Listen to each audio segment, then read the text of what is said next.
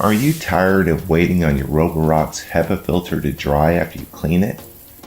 If you have a Q5 model like mine, then you know what I'm talking about. Roborock recommends washing the filter, which does work really well.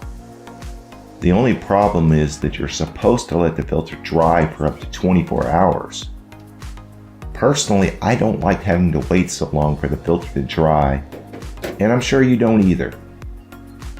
I've tried speeding things up by vacuuming the filter instead, but that just doesn't clean it very well. So I found a much quicker way, which is just as good as washing it.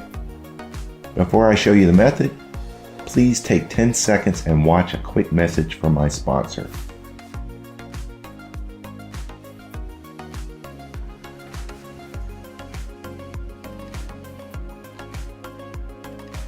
A quick way to clean your filter is with canned air. Or you can use an electric-powered blower.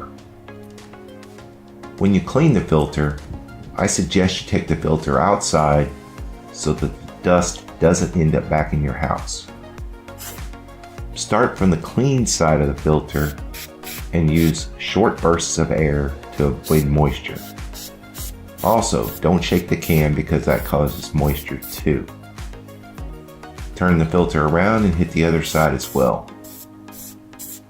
As you can see, this works pretty well. And there's no wait time to put the filter back in like when you use water. Now this will reduce the efficiency of the filter's HEPA capability over time, but it doesn't affect the filter's basic cleaning capability. I already have 2 full-sized HEPA filtration units in my house, so I really don't care whether the vacuum's filter has full HEPA filtering capability as well. Plus, these filters are cheap enough to replace when they do start breaking down. They last me about 6 months, and I clean mine once a week.